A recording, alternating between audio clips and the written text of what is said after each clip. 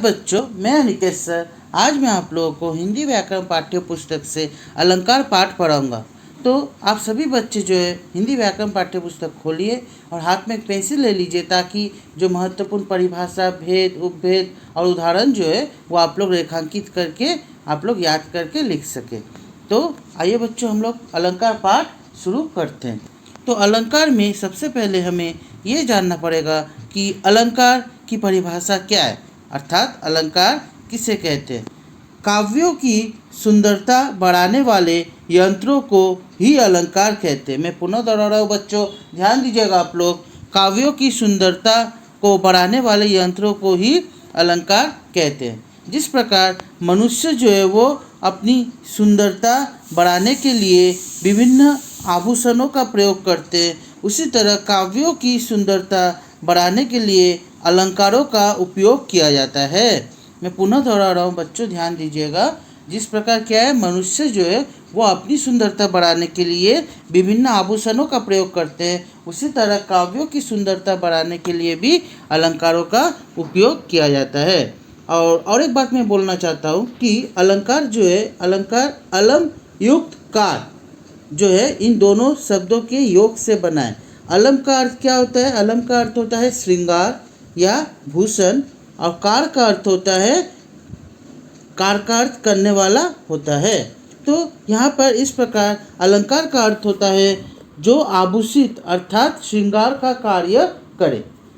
और संस्कृत में भी कहा गया है अलंकरोति इति अलंकार, अर्थात जो अलंकृत करता है वही अलंकार है। और इसको अगर हम लोग परिभाषा के रूप में मतलब सरल शब्दों में अगर हम लोग कहना चाहें तो कह सकते हैं कि कविता को सजाने संवारने के लिए कवि द्वारा किए गए शब्द तथा अर्थ के विशेष प्रयोगों को अलंकार कहा जाता है। मैं पुनः दोहरा रहा हूँ बच्चों, ध्यान दीजिएगा आप लोग। कविता को सजाने संवारने के लिए कवि द्वारा किए गए शब्द तथा अर्थ के विशेष प्रयोगों को अलंकार कहा जाता है। अब आगे हम लोगों को यहाँ पर पढ़ना पड़ेगा। यहाँ पर संस्कृत के ही एक आचार्य का ही ये उक्ति है, ध्यान दीजिएगा बच्चों आप लोग। काव्य शोभा करान धर्मान अलंकारान प्रच्छते। इसका अर्थ क्या है? इसका अर्थ है कि वह कारक जो काव्य की शोभा बढ़ाते हैं अलंकार कहलाते हैं।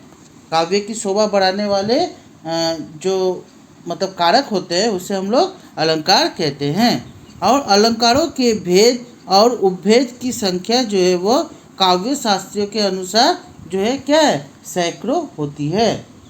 तो मैं अगर उदाहरण अगर कहूँ, जैसे तरनी तनुजा तट तमाल तरुवर बहु छाए, हर एक में देखिए बच्चों तवन की आवृत्ति हुई है, और साथ ही साथ यहाँ पर तवन की बार बार आवृत्ति हुई है। इसके माध्यम से भी कवि क्या करना चाह रहे हैं? कवि जो है चमत्कार प्रयोग करना चाह रहे, चमत्कार उत्पन्न करने का प्रयास कर रहे हैं।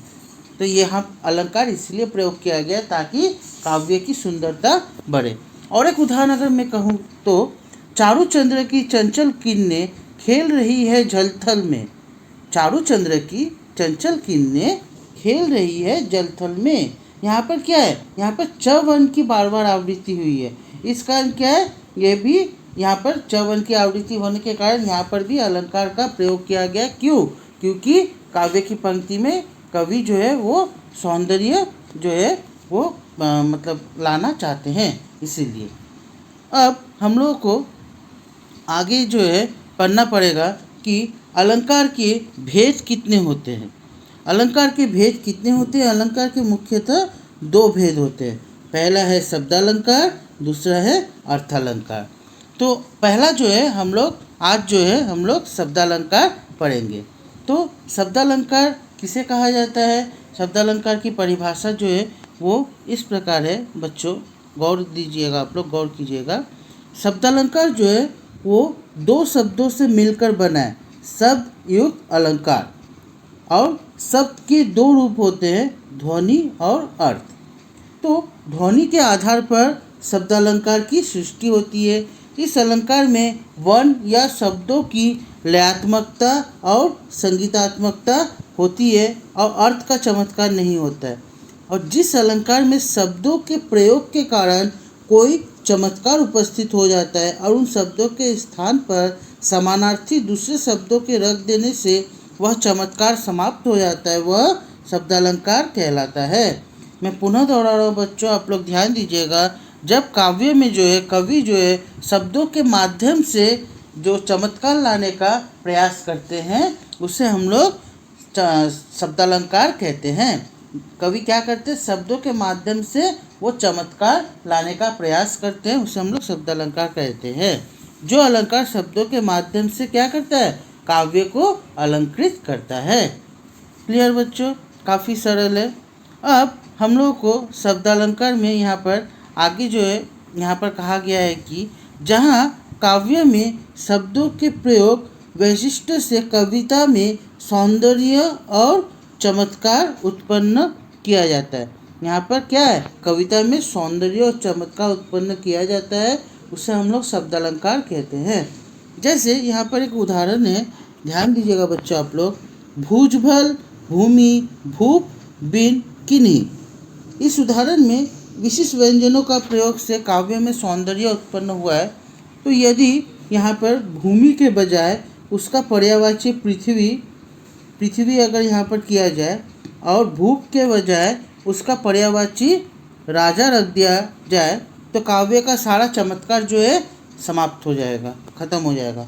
क्योंकि यहाँ पर जो है भूमि जो है, भूमि का पर्यायवाची पृथ्वी होने पर भी यहाँ पर भूमि ही इस उदाहरण में उपयुक्त शब्द है, और भूप के स्थान पर अगर हम लोग राजा रख दे तो वो भी गलत है, क्योंकि यहाँ पर भूप ही जो है वही सही है। हो सकता है कि पर्यायवाची है ये, परंतु अगर हम लोग सही जगह सही शब्द का अगर हम लोग प्रयोग ना करें तो इससे क्या होगा, काव्य का जो चमत्कार जो है वो समाप्त हो जाएगा।